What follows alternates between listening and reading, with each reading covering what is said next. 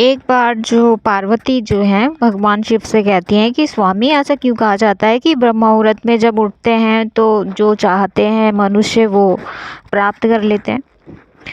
तो जो भगवान शिव होते हैं वो पार्वती जी को एक कहानी के माध्यम से इसका रहस्य बताते हैं कि ब्रह्म मुहूर्त में जो उठते हैं उसका रहस्य क्या उसके पीछे।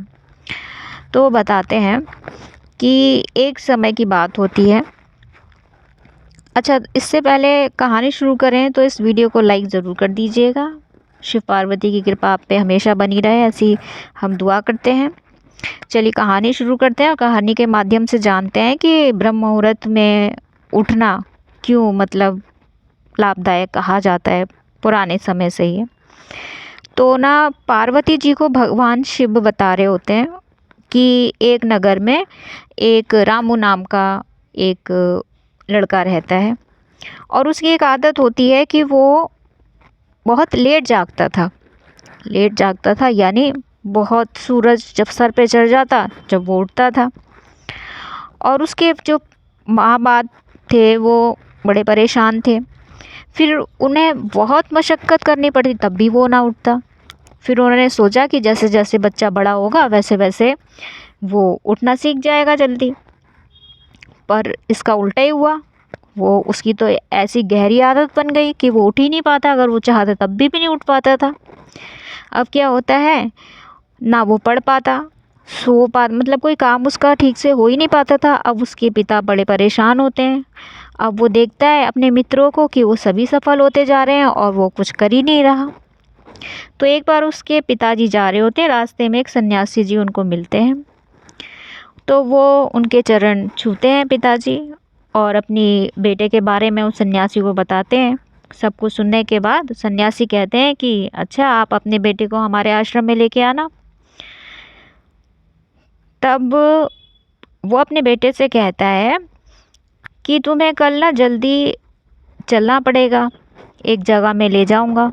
तो वो आनाकानी करता है क्योंकि उसको ले जाना बड़ा मुश्किल बात होता है और सुबह सुबह उठना तो किसी मतलब उसके लिए बहुत बड़ी बात होती है कि सुबह सुबह वो ब्रह्म मुहूर्त में कैसे उठा के सन्यासी जी के पास ले जाए उसके पिताजी।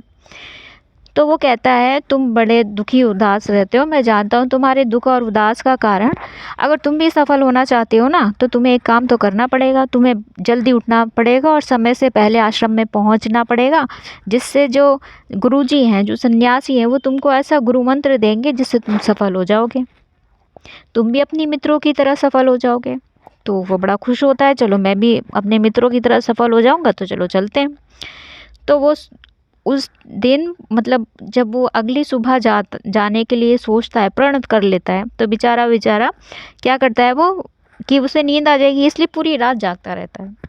पूरी रात जागता है और जैसे ही 3 साढ़े 3 बजते हैं उसको नींद आ जाती है। वो उठ नहीं पाता, ब्रह्म मुहूर्त का समय निकल जाता है। अब बड़ा दुखी होता है। उसके पिता कहते हैं कि तुम तो वही कुछ नहीं कर सकते हो।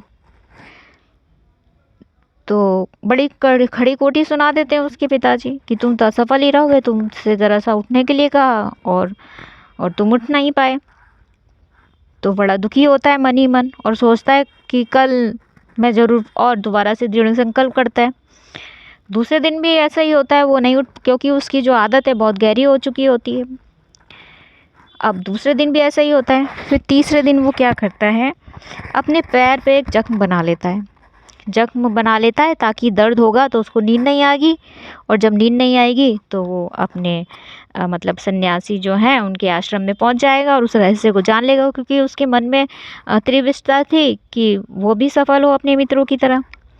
तो वो पहुंच जाता है, तो उनको प्रणाम करता है और कहता है कि आप सफलता का रहस्य आप मुझे दे सकते हैं, ऐसा कौन सा मंत्र है जो तो उन्होंने कहा अच्छा अच्छा, आप वही बालक हो जो जिसके पिता मुझसे मिलने आए थे। तो उन्होंने कहता है कि हाँ जी, मैं वही हूँ। पिताजी ने कहा था आप सफलता का कोई मंत्र देते हैं। तो उन्होंने कहा पर मैं देता तो हूँ, परंतु कह के तो वो डर जाता है परंतु शब्द से। तो परंतु शब्द जब वो कहते हैं परंतु, तो कहते हैं कि आप मुझे वो सफलता का मंत्र नहीं दोगे। तो गुरुजी कहते हैं नहीं नहीं, सफलता का मंत्र तो तुम्हें अवश्य मिलेगा, पर तुम्हें 21 दिन तक मेरे कहे अनुसार जो मैं कहूँगा वो कार्य करना होगा। तो कहता है जी गुरुदेव 21 दिन तक मैं आपकी आज्ञा का पालन करूँगा। फिर गुरुजी कहते हैं तुम्हें ब्रह्म मुहूर्त में उठना पड़ेगा। मैंने कहा जी महाराज मैं ब्रह्म मुहूर्त में उठूँगा और इस आश्रम में तुम्हें 21 दिन तक रहना पड़ेगा। वो हर चीज़ के लिए हामी भरता रहता है। और गुरुजी कहते हैं कि देखो जो भी काम दिया जाए उसको पूरा करना है और संकल्प टूटे ना। पर एक बार 8 ही दिन बीते होते हैं, एक सप्ताह बीता होता है कि उसका संकल्प टूट जाता है, उसको गहरी नींद आ जाती है। ब्रह्म मुहूर्त का समय निकल चुका होता है। बड़ा दुखी होते रोते रोते गुरुजी के पास जाता है कि मेरा तो संकल्प टूट गया गुरुजी। तो गुरुजी ने कहा कोई बात नहीं, फिर से शुरू करो, तुम्हें सफलता ज़रूर मिलेगी। तो फिर वो प्रण ले लेता है और अपने 21 दिन तक ब्रह्म मुहूर्त में उठने लगता है, ध्यान साधना करता है। उनको ध्यान साधना करवाई जाती है स्नान करवा के, और 21 दिन तक वो सारे कार्य करता है जो गुरुजी कहते हैं। जब 21 दिन हो जाते हैं तो वो गुरुजी से कहता है गुरुजी अब तो मुझे मंत्र दे दीजिए जिससे मैं सफल हो सकूं। तो गुरुजी कहते हैं देखो बेटा, जो 21 दिन तक तुम यहाँ रहे और जो जो मेरी आज्ञा का पालन किया और ब्रह्म मुहूर्त में उठे, तो मैं तुम्हें इसके पीछे का रहस्य भी बता देता हूँ। सन्यासी ने कहा इसके पीछे एक बहुत बड़ा रहस्य है। सन्यासी जी कहते हैं कि रात्रि को 4 पहरों में बांटा गया है। पहला जो पहर होता है वो रुद्र काल होता है, इसका समय शाम 6 बजे से 9 बजे तक होता है।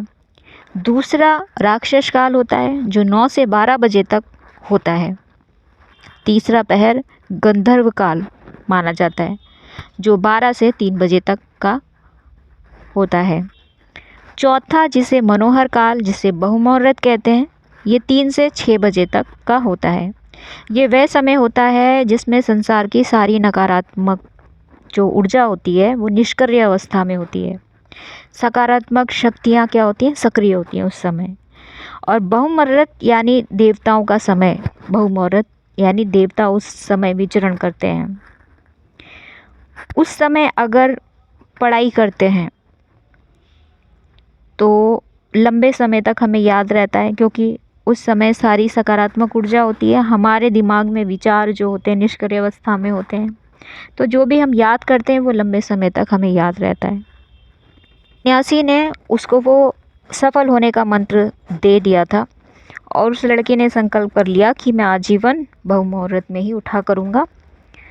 तो उसने कहा ब्रह्म मुहूर्त में उठने से पहले सबसे पहले तो धरती माता को प्रणाम करना चाहिए कि हमने पैर रखा धरती माता पे, उसको धन्यवाद दो। दोनों हाथों को देखो अपने, और ईश्वर का धन्यवाद करना चाहिए कि वो सूर्योदय देखने का अवसर उन्होंने दिया उनको। और अपने नित्य कर्म करके स्नान करके ध्यान करना चाहिए, ध्यान साधना करनी चाहिए। नेक्स्ट वीडियो में आपको बताएंगे ब्रह्म मुहूर्त में आप ध्यान साधना कैसे करें जिससे आप जो चाहें वो कैसे पा सकते हैं। वीडियो अच्छा लगे तो उसको लाइक ज़रूर कीजिएगा और चैनल पर नए आए हैं तो सब्सक्राइब ज़रूर कर लीजिएगा। आपको ऐसे ज्ञानवर्धक जानकारी मिलेगी जिससे आपका जीवन सुखमय और शांतिपूर्ण बन जाएगा।